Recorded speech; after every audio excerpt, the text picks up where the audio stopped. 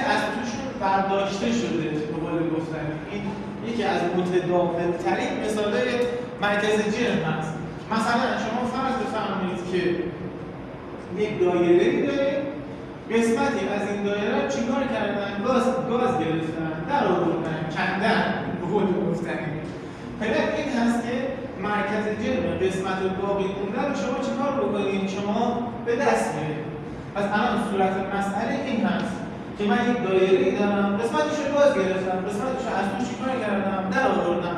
میخوام ببینم مرکز جرم ناحیه هاشو زده چی هست؟ که این هم میشه مثلا 6 نوع صفحه 169. بسیار مثال مهمی هست. من از این تیپ مسائل خیلی خوشم میاد. حالا آقا ببینید یک قانون بیشتر نداره، قسمت ناقص را کامل کنید. خب یعنی چی؟ یعنی الان شما چی بذارید داخل این کامل میشه؟ به اندازه همین بزرگوار شما چیکار بکنید؟ شما جایگذاری بفرمایید. یعنی این دایره کوچیکه رو بذارید سر جاش. ها؟ بعد بفرمایید که این دو تا شکل با هم چه شکلی میسازن؟ با هم جمعشون بکنید میشه یک دایره بی‌نقص دیگه. ها؟ پس من یه دایره ناقص دارم. این دایره ناقص رو به هر جون کندنی که شده چیکارش میکنم؟ کاملش میکنم.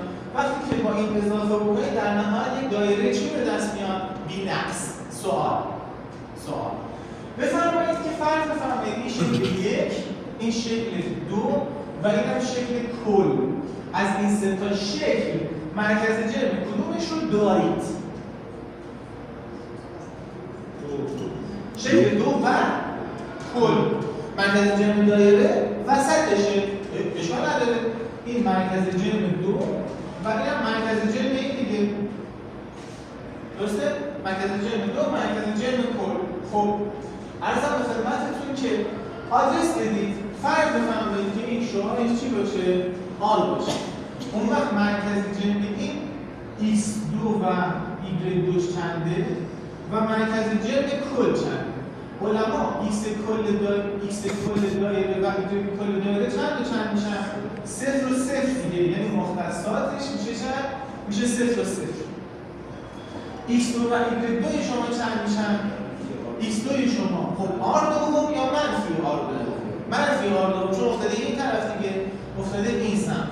پس این میشه منفی آر دوم. y2 شما چند میشه؟ y2 شما هم 0 میشه.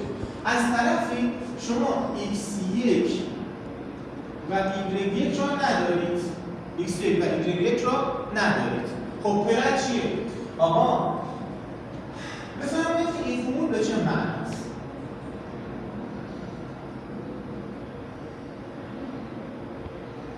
مگه نه آن است که من اگه x رو داشته باشم، x2 رو داشته باشم، بینشون معدل حساب بکنم میشه x کل. خب به طور مشابه مگه نه آن است که من y1 رو داشته باشم، y2 رو داشته باشم، این معدل گیر رو حساب بکنم میشه y کل. اینو که من داشتم دیگه، اینا جلسه قبل داشتم. به جای اینا هر چی معلوم هست بذارید. به جای اینا هر چی معلوم هست بذارید. خب علما x کل و y کل چندن؟ 0. y کل هم میشه 0 دیگه. x1 مشغوله، اشکال نداره. پس این میشه m1 x1. بفرمایید که x2 شما چنده؟ منفی r2 تقسیم بر m1 به اضافه m2. همین داستان برای y هم هست دیگه. m1 y1 چنده؟ مشغوله، دارمش. m2 y2 m2 ضرب در 0 تقسیم بر m1 به اضافه m2. تا اینجا اگر سوال دارید لطفاً بگید. اوکی هم بگید. جایگذاری کردم به جای چیز. از اینجا فیزیک داستان تمومه. شما دنبال ریاضی قضیه میگردید چه شکلی؟ آقا کسری صفر از که؟ کسری صفر از که؟ صورتش صفر باشه. صورتش صفر باشد. اوکی، پس صورت رو صفر بذاریم به هر دو تا کیس. اولا که این خودش بنده خدا صفره. m1 y1 اگه صفر باشه m1 که صفر نیست. بچه صفره؟ y1 صفر. پس y1 شما یکی از مجهول‌های شما در میاد چند؟ صفر. صورت کسر بالایی هم باید صفر باشه. دیگه. پس این میشه m1 x1 به علاوه m2 در منفی r2 کلا مساوی با 0. خب از اینجا x1 در میاد دیگه. x1 میشه چی؟ میشه m2 تقسیم بر m1 در r. شما دنبال x1 و y1 میگشید، منطقه جمع بزرگوار با کامل کردن داستان، با کامل کردن نشان این دو تا کمکی ها. این جزء صورت مسئله است، یک جزء صورت مسئله است، این دو بزرگوار کمکش هستن. پس شما هر چی که ناقصه چیکار میکنید؟ کامل میکنید. وقتی کامل کردید مرکز جمع این سبزه رو دارید، مرکز جمع کل هم دارید، جایگذاری میکنید x1 و y1 که ناقصه شما چیکار میشه؟ به دست. سوالی کامنتی؟ رئیسان در فهم معنی در چه حالی؟ اوکی هم؟ ساعتی پیش کدوم قسمت رو؟ چون مرکز جفتیم گرفتم، حالا کامل شیرش میکنم. پس از این بگوید دو تا مشهور نداریشون، ولی میتونی حدس بزنی کجا. نگاه مگه مرکز جفت به سمت اجسام سنگین‌تر نبود؟ خب به سمت اجسام سنگین‌تر الان این جسم چپ و راستش که با هم یکی نیست و مرکز جفت شیفت پیدا می‌کنه به سمت اجسام سنگین‌تر که راست باشند. پس تو دنبال یک همچین نقطه‌ای می‌گردی عملاً. خب حالا اینو چیکار بکنم؟ ببین هندسه اصلا ربطی به فیزیک نداره. اینو شما با این جمع بکنی این نمیشه. این دیگه از این آسان‌تر که نمیشه دیگه. از بین این سه تا مرکز جمع دایره کاملا رو شما دارید. چند تا دایره کامل دارید؟ دو تا. یکی این بزرگه، یکی کوچولوئه. و میدونی که مرکز جمع جفتشون هم وسطشونه. اوکی، وسط این یعنی 0 و 0. وسط این یعنی منفی r دوم و 0. خب و از طرفی میدونم که اگر 1 و 2 رو میانگین‌گیری بکنم میشه کل. میانگین‌گیری به این معناست دیگه. یعنی یک هر درصد در ارزشش تقسیم بر تعداد ارزش‌هاش. هر درصد در ارزشش تقسیم بر تعداد ارزش‌هاش. پس این میشه x کلی میشه y کلی. ببین این هر چیزی معلومه میذارم. و صورت کسب از صفر باشه از اینجا x کلی y چیکار چه به دست. اوکی هم. پس الان پدر این شد که اشکال ناقص را کامل کنید. بزرگوار در چه حالی؟ آره اوکی؟ چرا کنید بکس؟ این خوش مثاله آره نوشته مرکز جمع قسمت ناقص شده را مثلا چیکار بکنید به دست ببین راه حل کلیشو گفتم خدمتتون هر چیزی که ناقص هست شما چیکارش میکنید؟ شما کاملش میکنید مثلا فرض بفرمایید اگه این یعنی اون سبز رنگی هم قسمت ناقص هست. بله همون قسمت ناقص هست که شما خودتون داخلش چیکار کردین مقدار گذاشتید. مثلا فرض بفرمایید که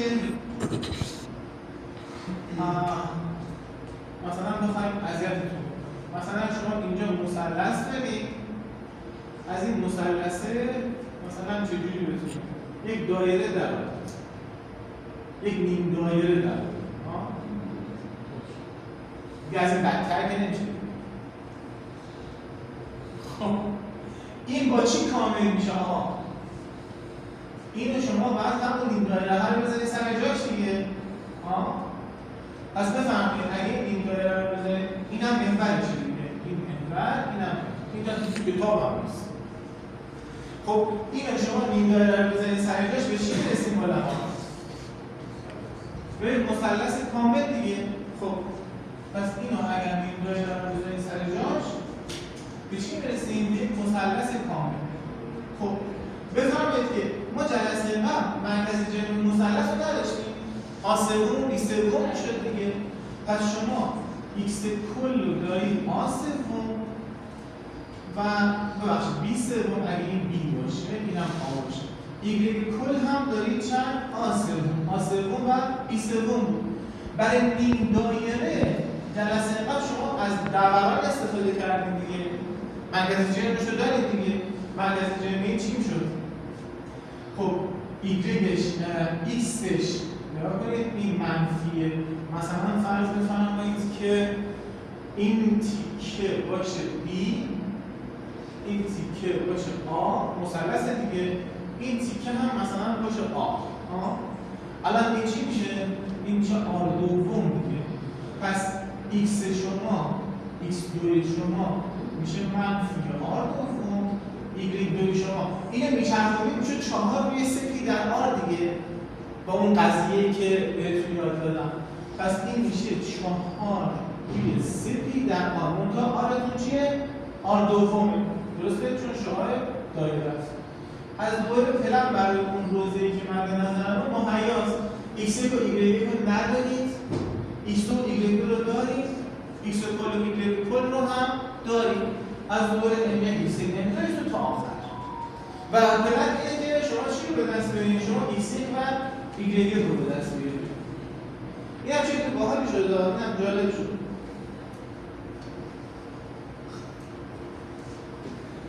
فلسفه شو یاد بگیرید. هر جسم ناقصی رو چیکار بکنید؟ کامل کنید. از این کاملا دو تاشو داریم، یعنی یکی بکنید اون ناقصه چیکار میشه؟ به دست میاد. خب مثلا رئیس ها اوکی هم دیگه. ما ناقص رو تو صورت مسئله میدیم. شما دو تا شکل دیگه کنارش میکشید، یه چیزی میذارید روش کامل بشه، بینویش کل میکنه. الان صورت مسئله کنید. شما اینو بهش نگاش این حل میشه. شما اینو بهش اضافه بکنید یک کامل میشه و ادامه فلسفه ادامه دیگه. حالا من مرز نداریم دیگه. حالا مثلا خودم نمیدونم نگاه الان این مثلا صورت مسئله است، این میشه جوابش. شما اینو با استفاده از این چیکار کردید؟ کامل کردید. این مثلا ترکیب این میشه صورت مسئله، این شکل میشه جوابش دیگه. این با این شده کامل. درسته؟ مثلا پیشنهاد میشه که اگر این صورت مسئله باشه چیکارش میکنید؟ یک مربعی که یک نیم دایره از توش، یک چهارم دایره از توش در آورده یا هم بس بذارید سر جاش زنده بود. پس مثلا فرض کنید که توی مثلا چیه؟ شما فرض بفرمایید که این رو دارید. مثلا یک مربع به ضد آ هست. شما یک نیم دایره این از داخل این چیکار کردید؟ در آوردید. این نیم دایره هم شما یک چیه؟ آ دوم. میخواید مرکز جمع این تیکه باقی مونده رو به دست بیارید دیگه. خب علما چی بهش اضافه میکنید؟ زنده با خدا خیرتون بده. به این بزرگوار شما اگر یک چهارم دایره اضافه بفرمایید، پس این میشه به یک چهارم دایره شما به این اضافه میکنید. این چی میشه؟ این میشه مربع کامل دیگه. این میشه مربع کامل ضد آ ضد آ. خب بفرمایید که مرکز جرم مربع کامل این وسطشه دیگه، یعنی آ دوم و آ دوم، یعنی هم ایکسش آ هست. آره حالا میتونه یکم مرز داشته باشیم، مستطیل هم بدیم حالا ولی خب پس این شکل شناخته شده هستیم. مرکز جرم اینو جلسه قبل براتون حساب کردیم دیگه. یه بار حول ایکس چرخوندیم، یه بار حول ایگرگ چرخوندیم. پس اگه یادتون باشه x2 و y2 شما چی بودن؟ این بود 4 روی 3 پی در آن، این هم بود 4 روی 3 پی در آن. منتها آر شما چیه علما؟ آ دوم هست دیگه. درسته؟ 4 روی 3 پی در آر دایره میشه چی؟ آ دوم. خب همون داستان همیشه شما شکل شماره 1 x1 و y1 رو ندارید، شکل شماره 2 دارید، شکل شماره 3 هم دارید. داخل این میذارید x1 و y1 تنها مشغول‌های شماست. به دست میاد. پس هر شکل ناقصی رو کامل کنید. این دیدوش رو میگیره تو گروه میذاره کلا. جلسه قبل که تشخیص نداشتید درست میشه داستانش. زنده بود. آره اونجا کلی روزه خودیم که راه خاموش کردیم، زار می‌زد خودش مثلا فیلم می‌گرفت همونجوری اشک از چشمانش سبزی کلی روزه خونیم با آره. ولی آره فیلمش در اختیار شما ان شاءالله قرار خواهد بود. آره دیگه دیدیم اشکالش خیلی زیاده از همه شروع کردیم درس دادن مثلا سوالا رو میدیم و برای مفاجعه دادیم برادر بشین قصه نخور نفس عمیق بکش همین چیز در متوله نیامده چی میزنه آره پاس بده میده استراحت بکنم پایستگی تکانه که خیلی آسان آره نه اصلا اون انتگرالش خیلی سخت بود خودم توضیح میدم الان عزیز اون سخت بود دیگه آسون بود نمیدونم چرا مثلا این ویدیو نگاه کردن چیزه اون فیسلسه از کدومش بیشتر یاد میگیری؟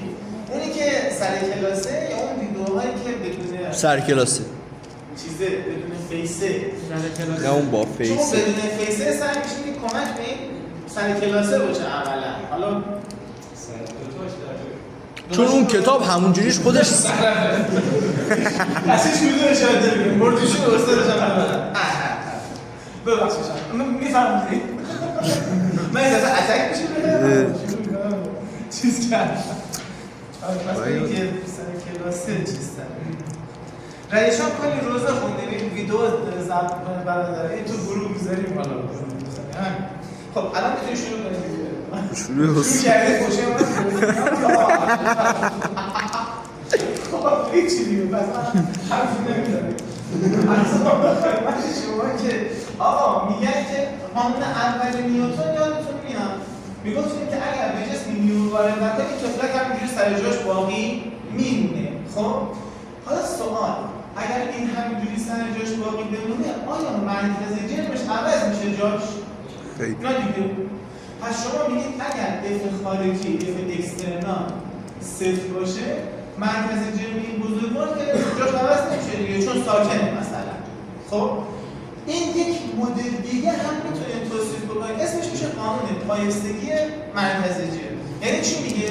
میگه اگر از خارج به سیستم نیرو وارد نشه جسم سر جاش تکون نمیخوره یا مرکز جرمش ثابت است علل حساب خب یک اتفاق دیگه هم میفته فرض بفرمایید یه بابایی روی اسکیته و این اسکیت یک موتور دارد از این اسکیت دیگه از این موتورها بهشون وصل میکنن این موتور نقش چی رو بازی میکنه؟ نیرو اف خارجی رو دیگه فرد و اسکیت و جد آبادش رو همش کار میکنه اما رو هول بده جلو دیگه که وقتی که هول بده جلو دیگه مرکز جرمش داره جاش جابجا میشه و دیگه پایسته نیست حالا همین فرد رو در نظر بگیرید بدون موتور رو اسکیت اگه این یکم به سمت جلو حرکت بکنه خودش رو اسکیت شروع کنه راه رفتن سخته ولی خب اسکیت زیر پاش باید چه کار بشه؟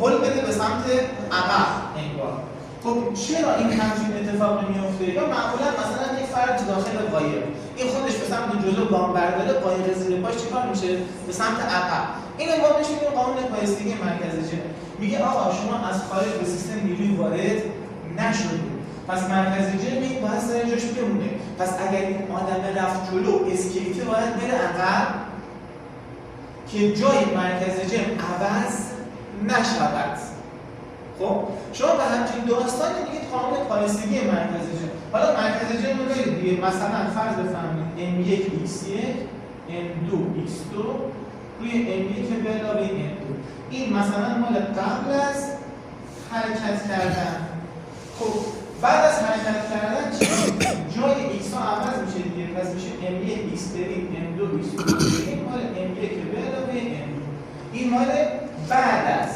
حرکت کردن اینجا خوشبختانه شما میتونید مخرج‌ها رو هم با هم چیکار بکنید خط بزنید از همچین موجود نتیجه چی میشه؟ از همچین موجود نتیجه میشه که گاهی وقتا شما x1 پریم و x2 پریم ملازم دارید یعنی مکان اجسام بعد از حرکت خب یا مثلا یک مثال خدمتتون بزنم فرض کنید که یک گلوله‌ای دارید اینجا پرتاب میکنید این گلوله وسط راه منفجر شده گلوله وسط راه دو تیکه شده خب حالا اینکه اگر این زنده این گلوله بود به قول قوه الهی این مسیر نقطه چی رو طی می‌کرد حالا که این منفجر یه تیکش مثلا اگه افتاده تو نقطه یک تیکه دیگه‌اش طبق قانون پایستگی مرکز جرم باید کجا بیفته؟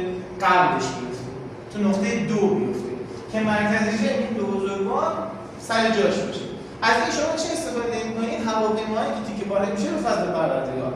مثلا نقاط مختلفش رو شما دارید، میتونید حدس بزنید که اون نقطه‌ای که منفجر شده کجا هست. چون مرکز جرم رو دارید، نقطه یک هم دارید، از این شما میتونید مکان احتمالی نقطه دو رو چیکار بکنید؟ حدس بزنید. پس این قانون پایستگی مرکز جرم میشه به قول گفتن. از این چجوری مسئله میاد؟ معمولا یک سیستمی به شما میدن و یک اتفاقی داخل این سیستم رقم میخوره، مثل منفجر شدن، مثل چاقو خوردن، دو تیکه شدن، یک اتفاقی. خب پس مرکز جرم قبل از اتفاق مساوی میشه با مرکز جرم بعد از اتفاق و از این تساوی شما اون مجهولتون رو چیکار میتونید بکنید؟ میتونید به دست بیارید. خب پس پلن این هست در حالت کلی. حالا مثلا اتفاق میتونه چی باشه؟ میتونه توی صفحه 181 رقم بخوره. من سعی می‌کنم که این صفحه 181 رو توضیح بدم. پس میشه مثال چند؟ مثال 619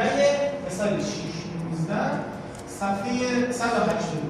خب سعی کنید راجع به این یکی از مواردی هست که پایستگی مرکز جرم رو ما سعی می‌کنیم داشته باشیم. خب داستان چی هست؟ دو تا آدم اینجا انتهای یک قایقی قرار گرفتن. مثلا فرض بفرمایید این M1 باشه جرمش و این هم M2 باشه جرمش. خب به دلیل نامعلوم اینا جاشون رو عوض می‌کنن. کل مثال فیزیک هم شکلیه دیگه. مثلا فردی تو آسانسور قرار گرفته اونم اینجوریه دیگه. M1 60 کیلوگرم، M2 100 کیلوگرم. پس فرض بفرمایید M1 مساوی با 60 کیلوگرم، M2 مساوی با 100 کیلوگرم. خب علما همین جوری مرکز جرم به سمت کجا نزدیک‌تر میشه؟ به سمت جسم سنگین‌تر. که جسم سنگین‌تر چی باشه آقا؟ M2 باشه دیگه. پس همینجوری ببین این CM که می‌نویسن به معنی چیه؟ سنتر ماس. سنتر ماس یا مرکز جرم. خب این دو تا نیست. خب پس فرض بفرمایید که الان اینجا این CM نزدیک چیه؟ نزدیک M2. خب گفتید که جای مرکز جرم عوض نشود. یعنی این دو بزرگوار بازم جاشون رو عوض بکنن، بازم مرکز جرم مکانش نباید تغییر بکنه. یک، تو حالت جدید هم باز مرکز جرم باید نسبت به نزدیکتر به جسم چی باشه؟ سنگین‌تر باشه. خب اوکی نگاه بکنید. فرض بفرمایید که این ماژیک انگشتان من جای مرکز جرم قرار گرفته، سر ماژیک هم جسم سنگین‌تر است. اینجوری جسم سنگین‌تر این طرف، آره دیگه الان مثل شکلی دیگه نگاه کنید. جسم سنگین‌تر سمت راسته، جسم سبک‌تر سمت چپه. این انگشتای من هم جای مرکز جرمه. خب حالا این دو تا می‌خوان جاشون رو عوض بکنن. نگاه کنید این تیکه رو. نگاه کنید این دو تا می‌خوان جاشون رو عوض بکنن، چه اتفاقی میفته؟ سبزه میشه جای جدید. جای مرکز جرم عوض نشده. تو حالت سبز رنگ هم مرکز جرم به سمت جسم سر ماژیک، جسم سنگین‌تر هست. پس وقتی این دو موجود جاشون رو عوض بکنن، قایق به اندازه اینقدر باید چیکار بشه؟ جابجا بشه. اما صورت مثلا فهمید چطور؟ پس تو کیس یک قبل از جابجایی مرکز جرم به سمت جسم سنگین‌تره، بعد از جابجایی خب نگاه بکنید این اسم موشن مرکز جرم جاش عوض نشده، به سمت جسم سنگین‌تر هم هست. پس اینجوری میشه. پس توی این طی این جابجایی قایق دی به اندازه دی چیکار شده؟ جابجا شده که این دو اصلی که گفتم خدمتتون برقرار باقی بمانند. جای مرکز جرم عوض نشه، همون مرکز جرم به جسم سنگین‌تر هم نزدیک‌تر بشه. خب الان همین شکل رو من بکشم. نگاه کنید. پس الان M2 باید چیکار بشه؟ M2 باید بیاد اینور. همچنان مرکز جرم نزدیک جسم سنگین‌تر باشد و این هم این چی میشه؟ این هم میشه چی؟ M1. نسبت به این نقطه قایق به اندازه دی چیکار شده؟ جابجا شد. پدر اینه که من این جابجایی رو چیکار بکنم پیدا کنم. شکل رو اوکی شدیم؟ رئیسان اوکی شدی شکل رو؟ خب آقا توی حالت اول فرض بفرمایید مثلا یک نسبت به یک محور مختصات مثلا بخواید شکل رو حساب بکنید به مدلش رو روشن میشه. از اول صورت تمام واسه تا قیمت اندازه می‌گیریم. آره الان ما میتونیم یک سبز تصور بکنیم که قرمز و خب مثلا فرض بفرمایید که این مثلا باشه محور مختصات. خب این باشه محور مختصات قبل از جابجایی این چی میشه؟ بعد از جابجایی. خب مثلا قبل از جابجایی اینو اسمش رو بذاریم L دوم، طول قایق اینم اسمش رو بذاریم چی؟ L دوم. پس قبل از جابجایی چی میشه؟ x کل m1 x1 x1 چیه؟ منفی L دوم m2 x2 x2 هست مثبت L دوم روی m1 به علاوه m2 بعد از جابجایی. خب نگاه بکنید الان از این طول به اندازه دی کم شده به اون طول به اندازه دی اضافه شده. پس شما میتونید این شکلی بنویسید اینجا m2 هست که سمت منفی هاست. خب پس عملا این میشه منفی L دوم منهای دی، درست؟ منفیش که به خاطر xشه، اندازش هم L دوم منهای دی چون افتاده این سمت و m1 که شما به اندازه چی میشه؟ L دوم به علاوه دی. هر کدوم از این دی کم شده به اون دی چیکار شده؟ اضافه شده. m1 به علاوه دی. این دو بزرگوار رو با هم مساوی قرار بدیم. خب مخرجش که با هم خط می‌خوره این ور میشه m1 منفی L دوم m2 مثبت L دوم این ور میشه منهای m2 L دوم منهای دی به علاوه m1 L دوم به علاوه دی. از این تساوی m1 m2 و L معلومه چی به دست میاد؟ دی که مقدار جابجایی قایق هست به دست میاد. به همچنین مسائلی میگن قانون پایستگی مرکز جبر. سوالی فقط تو کتاب حواستون باشه متاسفانه تو شکلش جای M1 M2 رو اشتباه کشیده. M2 سنگین‌تره و مرکز جبر هم به اون چیه؟ نزدیک‌تره. متاسفانه تو شکل کتاب مرکز یعنی جای نوتیشن M1 M2 رو این شکل اینجا جای M1 M2 رو اشتباه کشیده. درستش این هست. خب آقا جبر خب سوال داریم؟ اوکی هم. خب سوال جرم گاف چقدره؟ جرم گاف چقدره؟ مثلا چنده؟ دوستان دیگه گاف داریم کشتار ما میفرستید جرم گاف چقدره؟ پیش میاد دیگه آقا پیش میاد بستگی به حجمش داره.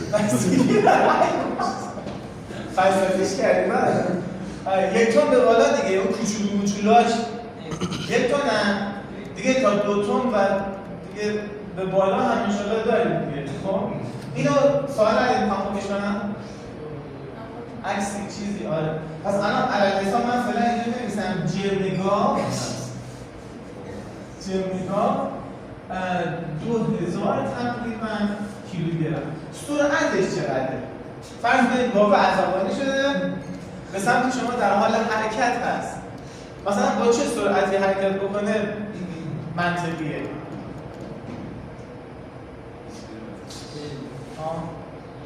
پنج متر بر ثانیه. حاجی آدم بهش 5 متر بر ثانیه ها. یعنی مثلا بگی یک طرف تا درش میشه مثلا 3 متر. آره نیم متر هم آخه زیاده. ببین مثلا حرکت نمی‌کنه 5000 بمیرید. آره چون باز ببین خود متر بر ثانیه به کیلوگرم بخوای تبدیلش بکنی باز متر بر ثانیه بیشتره. یعنی برای همین مثلا فرض بفرمایید 5000 حالا با بیش تنبله متر بر ثانیه. خب حالا جرم گلوله چقدره؟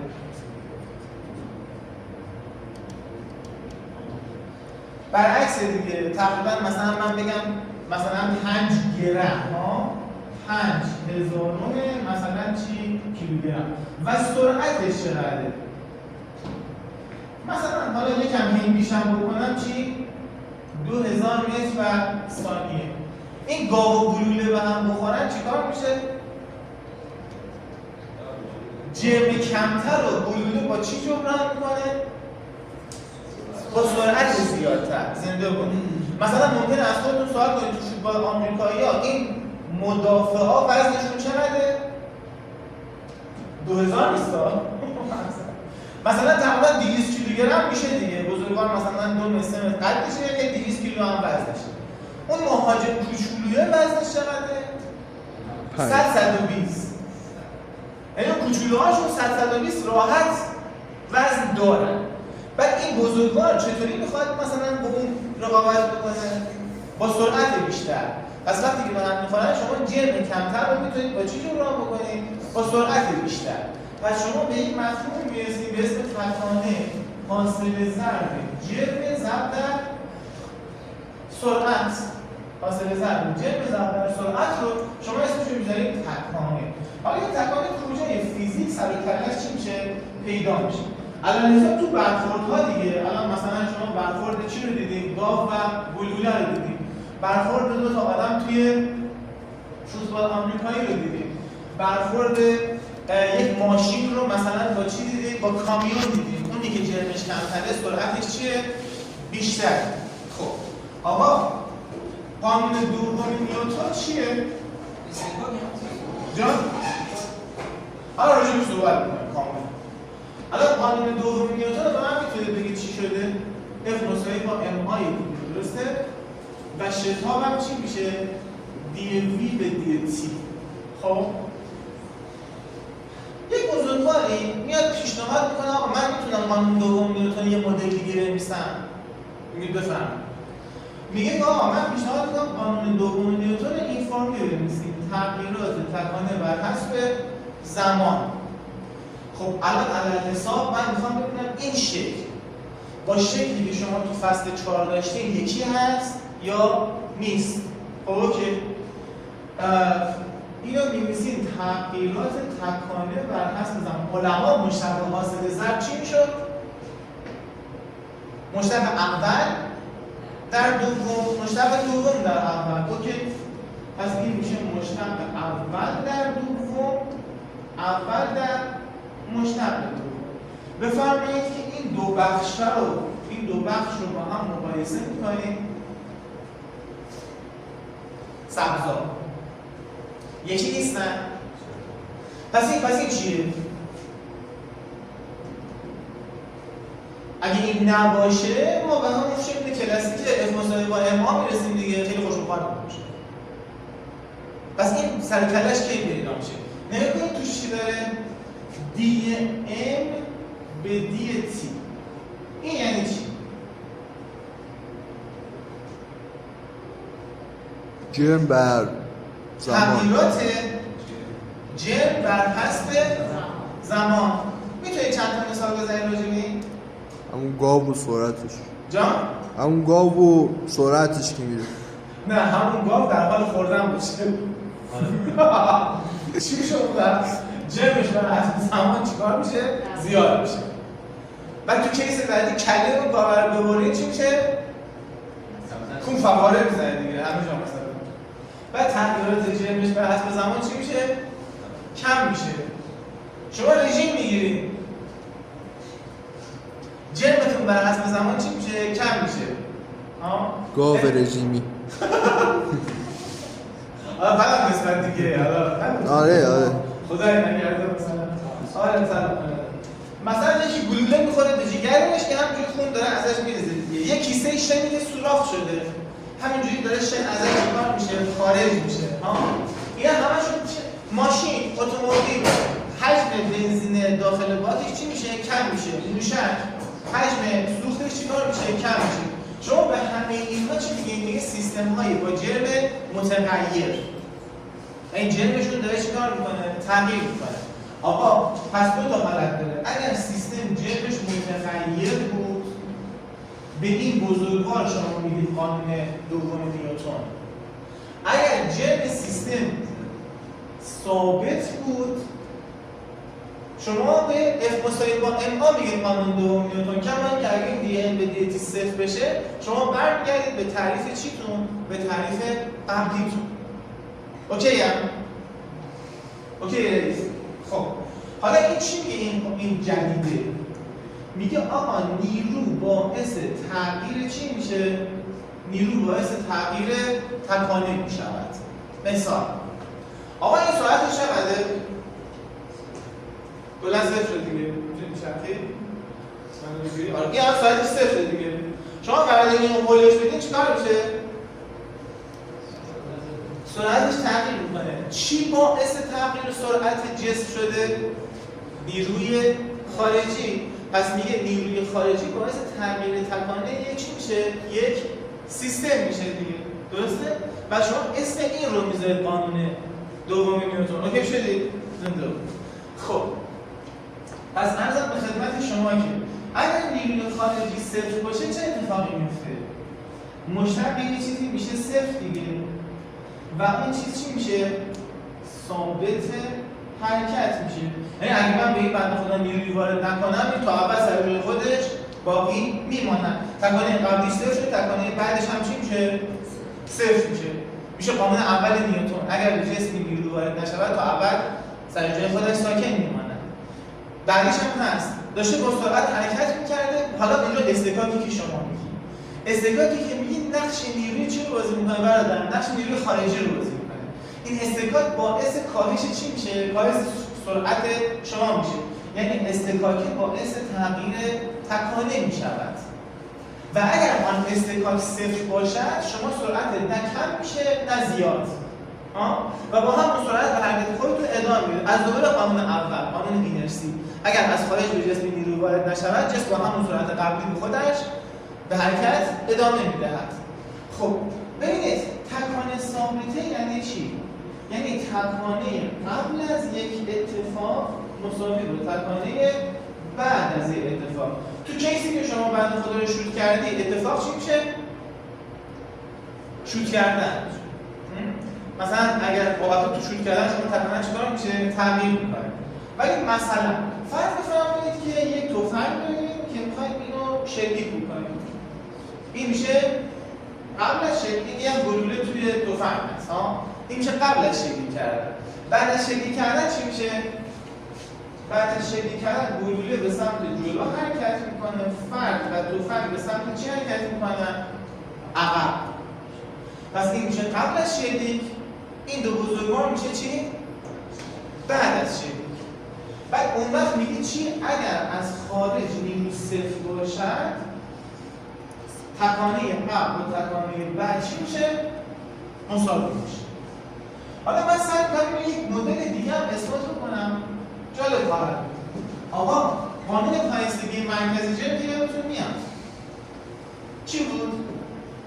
میگفتید که اگر از خارج به سیستم نیرو وارد نشود مرکزی جرم ثابت خواهد بود. پس این میشه M1x1 M2x2 M1x1 پریم M2x2 پریم. مخرج‌هاش هم که با هم چیکار کردیم؟ خط زدیم. علما از طرفین این بر حسب زمان مشتق بگیریم. از طرفین این بر حسب زمان هم از این هم از این دی به دی تی بگیریم. چی میشه؟ M ها ثابت دی x1 به دی تی، اینجا هم ثابت. این چی میشه؟ دی x2 به دی تی. این طرف باز M1 دی x1 پریم به دی تی و M2 دی x2 پریم به دی تی. علما دی x به دی تی چی میشه؟ سرعت دیگه. پس من چی میتونم بنویسم؟ M1 V1 به علاوه M2 V2 قبل از این اتفاقی مساویش با M1 V1 پریم به علاوه M2 V2 پریم.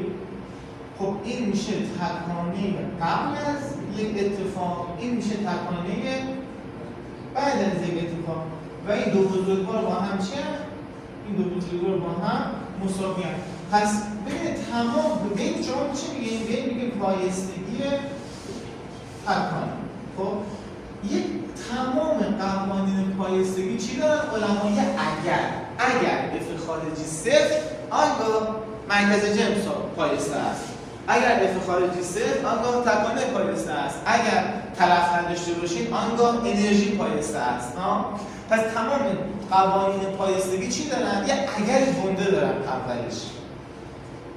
راجع به این یک مثال میتونید بزنید؟ راجع به پایستگی تکانه رئیس. دو تا ماشین به هم برخورد میکنن. تکانه اجسام قبل از برخورد. تکانه اجسام بعد از برخورد. خب معمولا تو این کیس شما دنبال چی می‌گردید؟ دنبال سرعت بعدی اجسام می‌گردید. یعنی V1 و V2 میشه سرعت ماشین و مثلا اتوبوس قبل از برخورد. V1 پریم و V2 پریم میشه سرعت ماشین و اتوبوس بعد از برخورد. معمولا توی قانون پایستگی تکانه مشغول شما چیه؟ سرعت اجسام بعد از برخورد است. و شما دنبال چی می‌گردید؟ V1 پریم و V2 پریم می‌گردید. تا اینجا اوکی هم؟ سوال نداریم. الان من این سوال رو پرسید که نمونه داریم.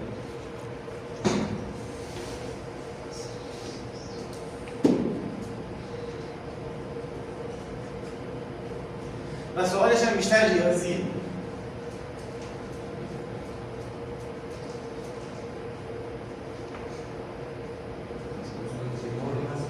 جان؟ ما که هر کدوم در وی خودشون ضرب کنن رئیس. یه چیز دیگه است. هر کی سوالو حدس بزنی 25 صدم. هر کی سوالو حدس بزنه 25 صدم. هر کی سوالو حدس بزنه نیم. 75 صدم. مشتق عدد که با خودش برابر میشه. نه.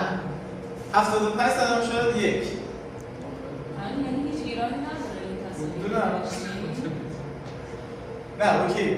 یک اتومبیل با سرعت 20 متر بر ثانیه و یک پس V1 میشه 20.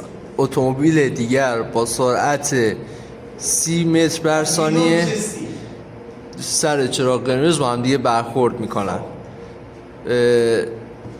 تغییرات ایجاد شده در سرعت را حساب کنید. همین سوال توش یک سوال هم هست. یک و 25 صدم.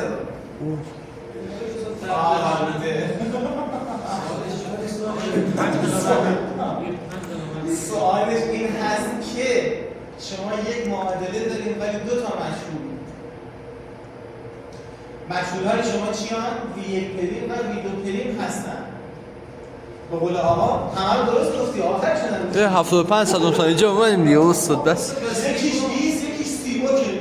دستتون نرد اینها با سرعت 23 قبل از برخورد شما سرعتشو دارید. دنبال سرعت‌های یعنی چند تا سرعت؟ علما دو تا سرعت. دنبال سرعت‌های بعد از برخورد شما. پس هم V1تون پریمتون مشغوله، هم V2 پریمتون مشغوله. شما چطور یک معادله می‌نویسید ولی دو تا مشغول؟ خب این که قابل حل نیست اصلا. شد الان سوال اینه این یک معادله داره با دو تا مشغول. خب اینو که کسی نمیتونه حلش بکنه. پس من باید برای حل چیکار بکنم؟ یک معادله دیگه لازم دارم. که اون معادله دیگه که لازم دارم چی؟ اگه ویدیو رو دیده باشید میدیدید الان 25 سال دریافت می‌کردید. معادله مکان بر زمان دیگه. نه متاسفانه این 25 سالم شد نیم. به میگن سبک عرضه و تفاضل. اگه بازار فارکس دست شما بود هنوز نیمه شد 75 تا. آره باز بگیم ما نماره نمیدیم، باز بگیم ما ملت میدیم 75 تا شد یک.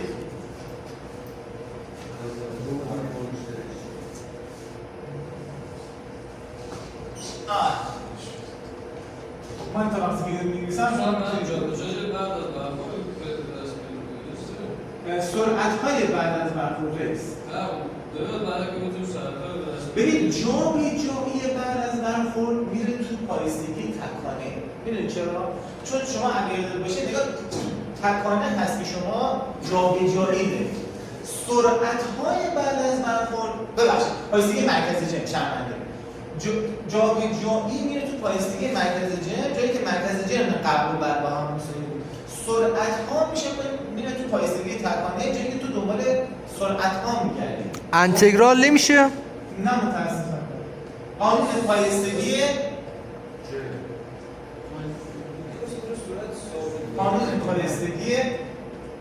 حالا بعد میام سر وقت. چی؟ انرژی. اوکی. پی دو منهای پی یک؟ جان؟ پی دو منهای پی یک؟ نه انرژی جنبشی، انرژی مربوط به اجسام متحرک یک دوم NV2 دیگه. انرژی جنبشی جسم اول، انرژی جنبشی جسم دوم قبل از برخورد، انرژی جنبشی این اجسام V2 پری و V1 پری بعد از برخورد. دو معادله دو مجهول و حالا داستان قابل حل هست. حالا شما V1 پریم V2 پریم رو دارید. خب بسته به این معادله دومتون شما سه تا گزینه خواهید داشت، سه تا آپشن خواهید داشت. اگر انرژی تلف کلا چند باشه؟ تلف کلا صفر باشه. خب به این نوع برخورد میگید برخورد الاستیک یا برخورد کشسان. یکم هندیه ولی جوابش سرراست در میاد.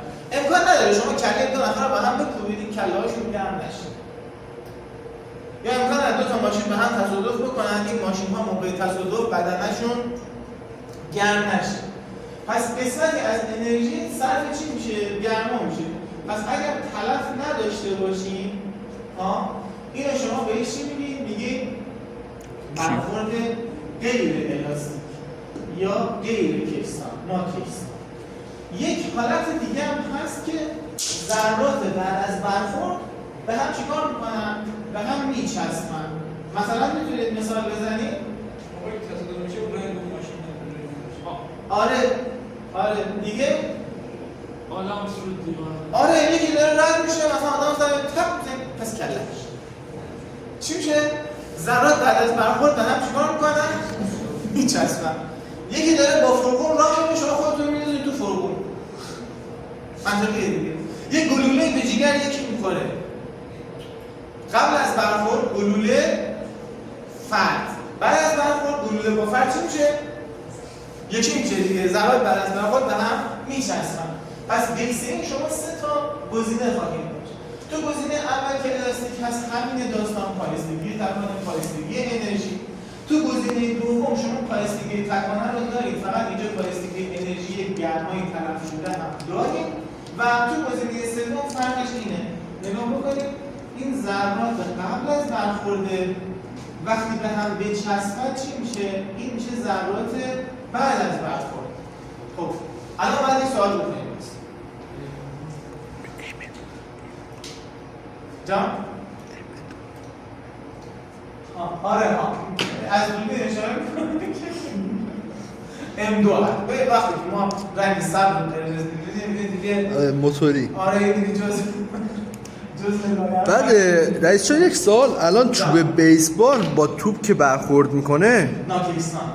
نگاه هم چوب گرم میشه هم توپ. و هر دو تا ضربه داره دیگه. آره. ولی خب با هم نمیچسبن. نگاه نمیچسبن دیگه. وقتی گلوله با یکی برخورد میکنه میچسبه. تو جونش دیگه یعنی دو تا جرما یکی میشن. میدونی؟ مثلا نگاه مثلا تو داری صحبت میکنی خب این مثلا فکته این که باز میشه یک ماژیکی میاد این ماژیک رو قورت میدی این میشه چی؟ میشه برخورد چی؟ کاملا ناکیسان. خب این ذرات بعد از برخورد چیکار میکنن؟ کاملا به هم میچسبن.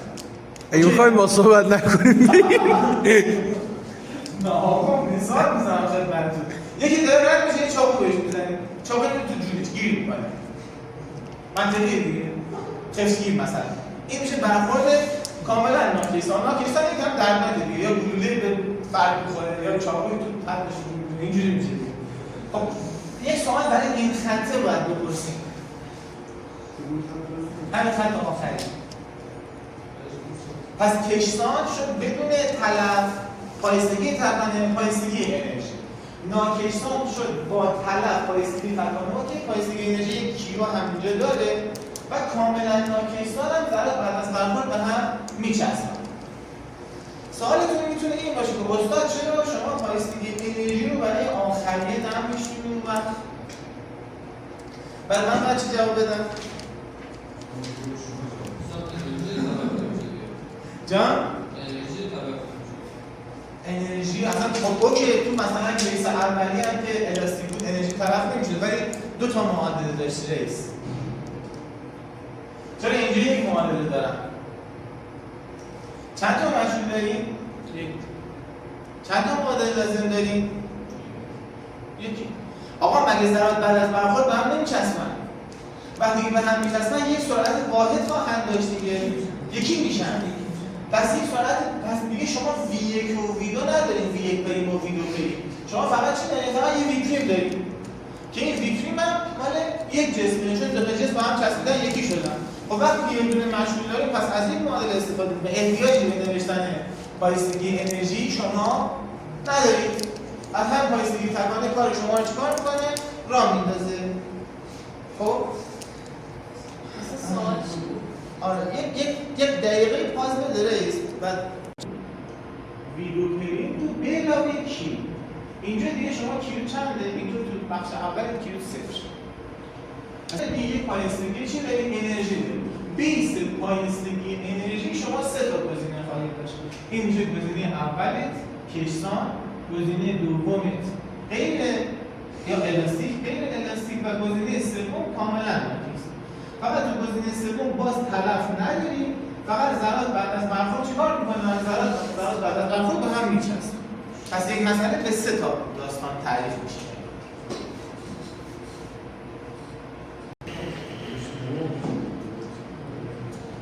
استاد کلاسای دیگه خیلی نمره میدید. جان؟ کلاس استادهای دیگه. کدوم ساعته؟ بابا عکساش هست دیگه. از بس فکر میزنم. 5 6 نفر. آره 10 نفر 20 نفر. آره. خب ادامه بدم. بفرمایید. زنده بود. خب علما ببینید تو کیس اولی اینو ما این دو معادله دو مجهوله دیگه مجهول‌های شما V1 بریم و V2 بریم هستن. خب حالا تو کیس اولی ما فرض کردیم که این معادله دو مجهول تونستیم حلش کنیم. فقط حلشون می‌نویسم از روی حلش یک سری کامنتی شما میتونید بدید. خب همونطور که خدمتتون گفتم مجهولاش V1 بریم و V2 بریم دیگه. خب پس الان من یکی از مجهولام که V1 بریم هست، یکیش V2 بریم هست. این V1 بریم و V2 بریم بر حسب چی به دست میاد؟ بر حسب V1 و V2 به دست میاد. پس این میشه V1 یک پرانتز دیگه ضرب در V2. اینم یک پرانتز دیگه ضرب در V2. دو تا کسر داریم تو هر کدوم از اینها. عرضم به خدمت شما مخرج‌های همه‌شون M1 به علاوه M2 هست. M1 به علاوه M2 M1 به علاوه و صورت‌هاشون اینجا هست M1 منهای M2 اینجا هست M2 منهای M1. خب و اینجا دو تا M2 و اینجا دو تا M2. این عملا از حل چی به دست میاد؟ از حل این دستگاه، از حل دو معادله دو مجهول به دست میاد. فقط روی یک کامنتی شما میتونید بدید. دو تا حالت رو در نظر بگیرید. یه بار M1 مساوی با M2، یه بار M1 خیلی بزرگتر از M2. میخوام ببینیم که چه اتفاقی میفته. علما و خب فرض بفرمایید M1 مساوی با M2. اون وقت چند میشه؟ سرعت صفر میشه دیگه، درسته؟ این چند میشه؟ 2 تا m2 m1 هم با m2 2 تا m2 تقسیم بر 2 تا m2 این کلا میشه 1. پس چی میشه این؟ v1 پریم شما میشه v2. خب پایینی چطور؟ از دوره این میشه 1 دیگه، چون 2 تا m1 تقسیم بر 2 تا m1 میشه 1. پس اینجا v2 پریم شما میشه چی؟ v1 و این دومی میشه 0. اصلا یعنی چی؟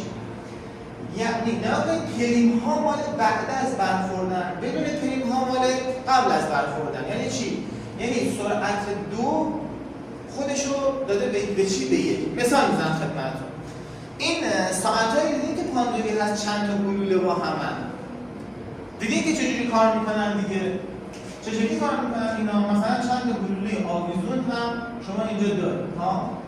یه گلوله که از این ور چه اتفاقی براش میفته؟ این میخوره، ساکن میشه، سرعتش رو به اینا میده و این آخریه چیکار میشه؟ حرکت میکنه. پس وقتی دو تا گلوله هم جرم باشن چه اتفاقی میفته؟ بعد از برخورد سرعتاشون رو با هم چیکار میکنن؟ عوض میکنن. اینی که سرعت داره ساکن میشه، اینی که ساکنه با سرعت چیکار میکنه؟ با سرعت ادامه میده. خب اینجا همینه، وقتی دو تا جرم یکسان باشن جای سرعت‌های بعد از برخوردشون چیکار میشه؟ عوض میشه. مثلا این 5 این 10 میان به هم برخورد میکنن، این میشه 10 این میشه 5. سرعتاشون رو با هم چیکار میکنن؟ عوض میکنن. خب اگه یکی از اینها خیلی بزرگتر باشه چه اتفاقی میفته؟ مثلا فرض بفرمایید n1 از n2 خیلی بزرگتر. مثلا m1 از m2 خیلی بزرگتر، سرعت v1 هم مثلا 0. مثالش رو خواهم زد براتون. خب نباید یه تخم مرغی در نظر بگیرید که بخوره به کامیون. کامیون هم ساکن. تو تخم مرغی چیکار میشه؟ نه میخوره، با همون سرعت چیکار میشه؟ برمیگرده. میخوام ببینیم همچین اتفاقی میفته یا نه. خب کامیون رو گرفتم m1، تو تخم مرغی رو گرفتم m2، فرض کردم حالا برای راحتی کار کامیون چی بشه؟ ساکن باشه. خب اینجا از m2 در برابر m1 چیکار میکنیم؟ صرف نظر میکنیم چون m2 خیلی چیزه. پس این m2 هیچی، اینجا هم این m2 هیچی. از m2 در برابر m1 صرف نظر میکنیم، اینجا این m2 ها رو خاک میکنم، این m2 1/1000 اینم 3 تونه. کسر مخرجش خیلی زیاده دیگه، درسته؟ پس کل کسر کلا چند میشه؟ کل کسر کلا 0 میشه. پس این کلا 0. از m2 در برابر m1 صرف نظر میکنم، پس این کلا هیچی. از m2 در برابر m1 صرف نظر میکنم، پس این میشه m2، اینم میشه چی؟ m2. خب اوکی. ساده بفرمایید اینجا v1 پریم شما خودش v1 و خب v1 صفر بوده، v2 پریم شما چی میشه؟ میشه منفی v2. یعنی چی؟ یعنی کامیونه سرعتش عوض نشده، v پریمش با بدون پریمش یکیه، توپه سرعتش چیکار شده؟ منفی شده. یعنی مثلا یه توپی خورده به دیوار چیکار شده؟ برگشته. پس این میشه اینا. دو سه تا مثال بزنیم و کلا تموم میشه. خب عرضم خدمت شما که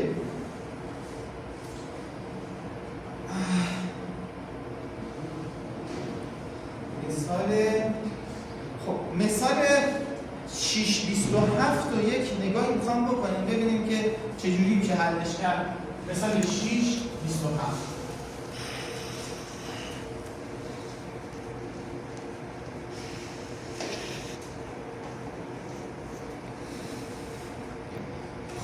آقا دو تا جسم دارم، فرق بفهمید یکیشون m1 یکیشون m2.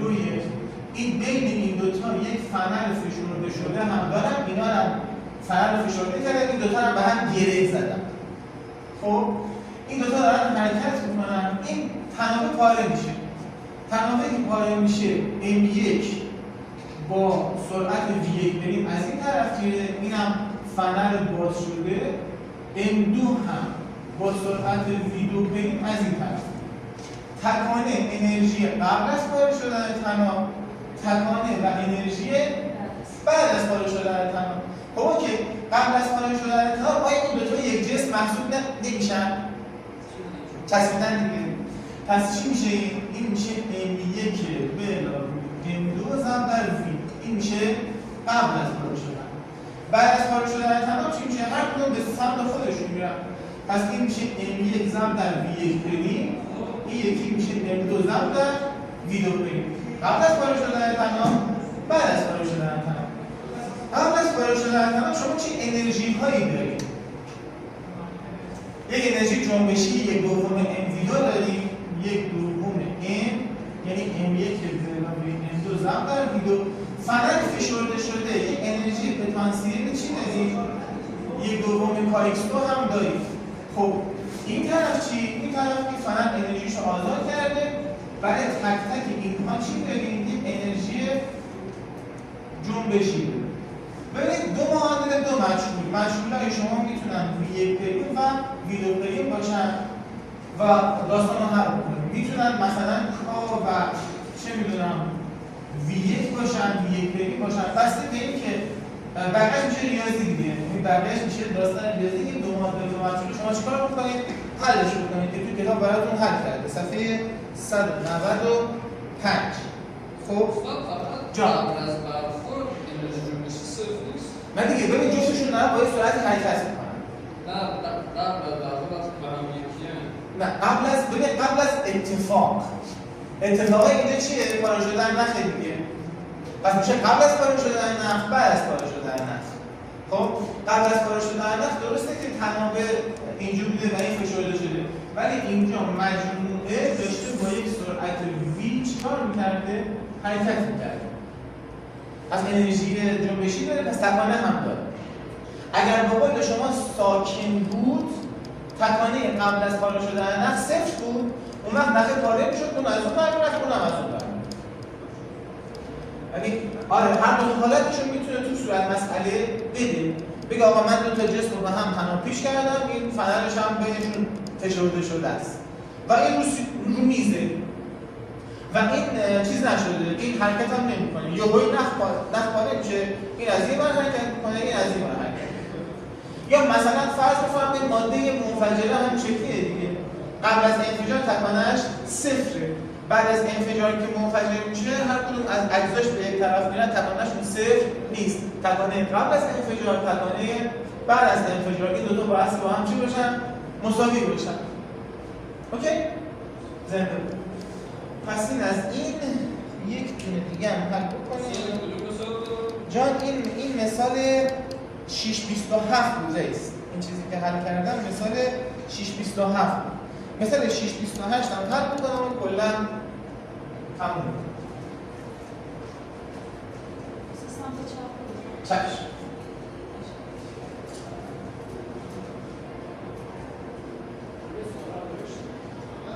آره ما رو عرضم به خدمت شما که آقا مثال 628 خب من سعی می‌کنم روزی داستان چی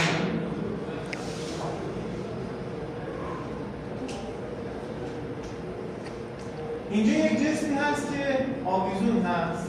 فرض بفرمایید که این مثلا جسمش چی باشه؟ M2 باشه. خب یک جسم M1 هم اینجاست. این M1 رو ول میکنید، میاد به M2 برخورد میکنه، با هم میچسبن، چسبیدهشون تا یک ارتفاعی چی میشه؟ بالا. دنبال چی هستید؟ دنبال این ارتفاع میگردید. درست شد؟ پس یک جسم M2 آویزونه، این جسم M1 به اون صورت این رو رها میکنه، این میاد به M2 برخورد میکنه، به هم میچسبن. چسبیدهشون تا یک ارتفاعی چیکار میشه؟ بالا میره. آقا این مسئله چند تا مرحله داره. سعی کنم مرحله به مرحله توضیح بدم که چه اتفاقی میفته. مرحله یک، قانون پایستگی. ببینید شما توی تکانه یا سرعت‌های قبل یا سرعت‌های بعد به شما میدادن. اینجا هیچ چیزی به شما ندادن. پس باید چیکار بکنید؟ بگید انرژی جسم در نقطه یک چنده؟ M1 G هاش. این هم مثلا چیه؟ H هست. انرژی جسم در نقطه دو چنده؟ یک دوم M1 V2 دیگه. انرژی جسم در می‌بینید این اصلا ایماژین کرد رو؟ حالا ارزم به خدمت شما انرژی جسم در نقطه دو این میشه چی؟ این میشه یک دوم M1 V1 به توان دو. خب اگر تلف نداشته باشی این دو بزرگوار انرژیشون با هم چیه؟ با هم مساوی هست. پس مساوی بذارید از اینجا یک دوم MV2 میشه چی؟ میشه MGH. خب یک دوم MV2 میشه چی؟ میشه MGH. خب چه عجب. خب این M ها با هم فرق میکنه. V1 به توان 2 شما میشه 2GH یا V1 میشه چی؟ رادیکال GH. این میشه مرحله اول. تا اینجا اوکی هم؟ خب حالا این M1 با سرعت V1 داره به چی برخورد میکنه؟ به این M2 ساکن دیگه و هر وقت این دوتا برخورد میکنن میشه قانون پایستگی تکانه. پس اینجا M1 V1 قبل از برخورد M2 هم سرعتش چند بوده؟ صفر بوده، واسطاده بوده دیگه. بعد از برخورد چی میشه؟ دو تا جسم به هم میچسبن و با یک سرعتی به حرکت ادامه میدن. خب آقا من از اینجا ویکتریمو نمیتونم به دست بیارم. میشه چی؟ میشه M1 V1 روی M1 به علاوه خب پس این میشه چی؟ این میشه مرحله دوم.